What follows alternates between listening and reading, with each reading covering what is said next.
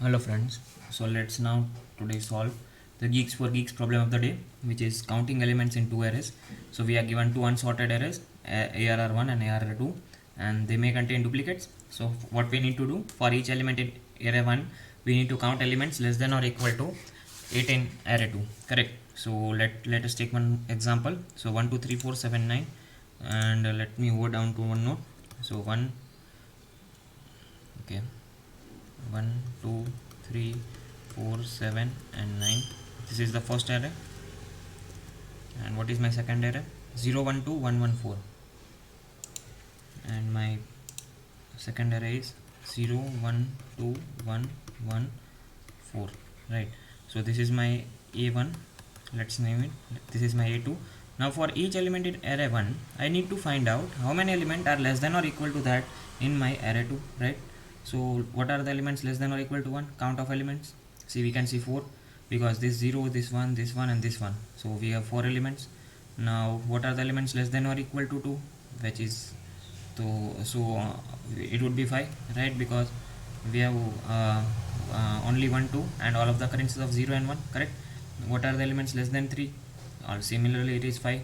Still elements less than or equal to 4, all of the elements are less than or equal to 4, right? So this would be 6, and less than 7 is also 6, and less than 9 less than or equal to 9 is also 6, right? So this is our answer.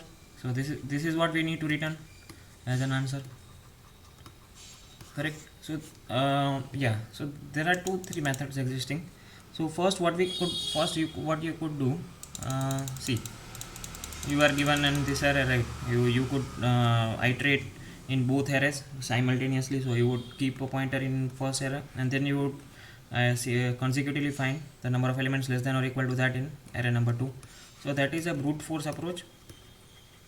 And what would be the time complexity for that? It would be n square, or yeah, it would be n square, right?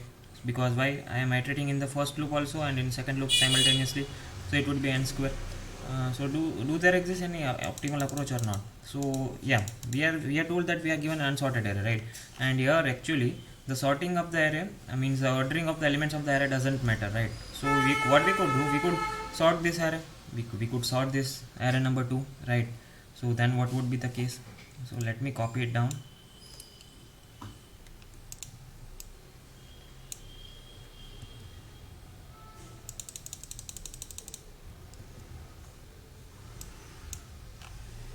Okay, no worries, it copied in the same part. Let me rename it.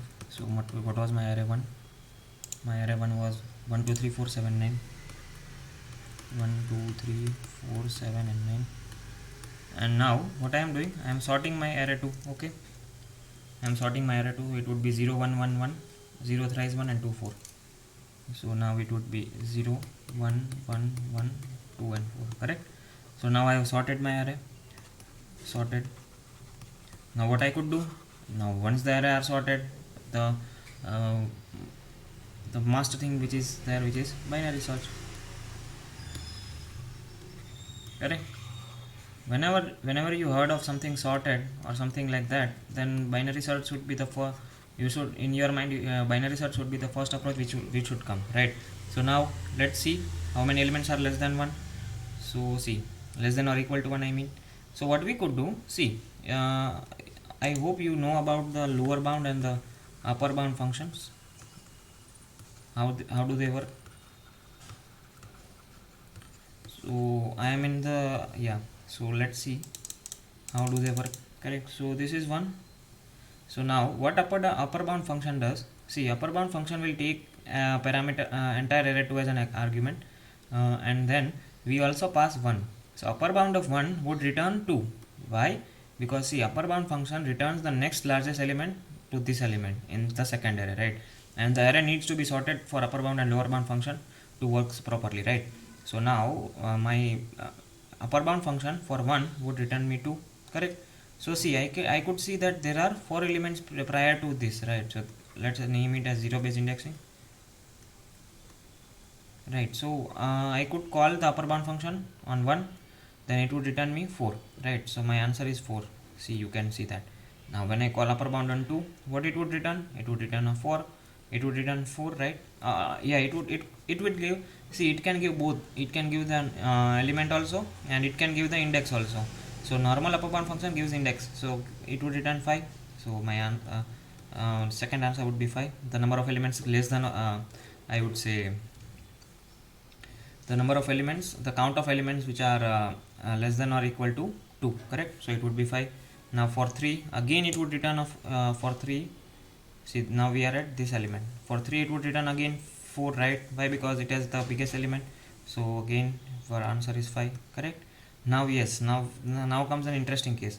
Now for 4, see that there is no next element to 4, right? So that is why the upper bound function would return the next number for any of the occurrences. So for 4 it would return us, it would give us a return value as index 6, correct?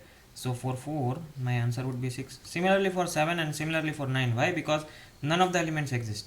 So if 9 does not exist, then it would return me the AND iterator. It would reach the end of the array and it would return me the AND index, means the last index, I mean, which is not occurring in the array. So what, that is what we require. So this is our answer. See, it is very simple. See, this upper bound function, see when you are using upper bound function, it is on the back end doing binary search only. But whenever you do competitive programming or solve DSA problems, and when you are lack of time, when you have less time, then you could directly use this function, right? See, there are you can write naive binary search also. That would also definitely work for this case, for this example, for this problem, right? But I am using this upper bound function so as to give you idea of how this function works, right? So in case if you want me to implement the naive binary search solution also, then you please comment it down, right?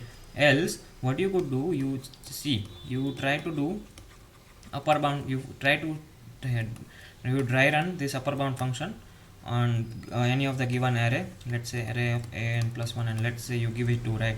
And you check what it is returning. See, I know I am aware about it, right? So I am pretty sure that it would return the next element which is greater than 2, right? The index of the next element which is greater than 2, right? But you, since you, if you are not new to this function, then you check and do let me know in the comments also, right? So now let me code it down. So what we did, so we need to sort the second array, right, for the upper bound function or binary search to work. See, if you implement using upper bound or in using binary search, you would require to sort the second array. That is a primary requirement, because without that you cannot apply binary search, correct? So now I would simply iterate over my first array, and what I would do, I would get the index of the next element using, I told you, right, upper bound of arr2 plus n, and what is the element I am searching for? arr1i. And yeah, so this statement would give me the index of the next greater element, right? And that is what I am required. Yeah, so I also need to declare an answer vector,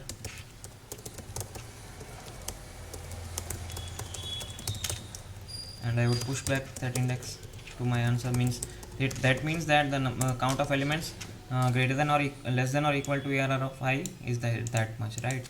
So then I would simply return an answer, my variable. Let me try and test it. Yeah, we are getting samples, correct? Let me try to submit it. Yes, so we have solved the problem successfully. So see, this is a 4 to 5 line code using upper bound function. This upper bound function in the backend definitely uses the binary search only. And what would be the time complexity? See, we are first sorting an array, so it would be n log n time, plus then we are binary searching the array, so it would be m log n. Why? Because we are then iterating over the second array, and since we are given that the size of array are not same, then we could represent it as an different case. So it would be finally n plus m log n, correct? See, log n factor is common, and the time complexity is this, and space complexity is big O of 1. Yeah, we are using the extra vector because that is what we need to return, right? So that would not be counted in our extra space.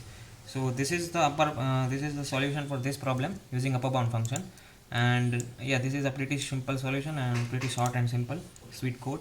So in case you are, if you have not got it, got the problem, do comment it down, and do not forget to like and subscribe to the channel. Thank you.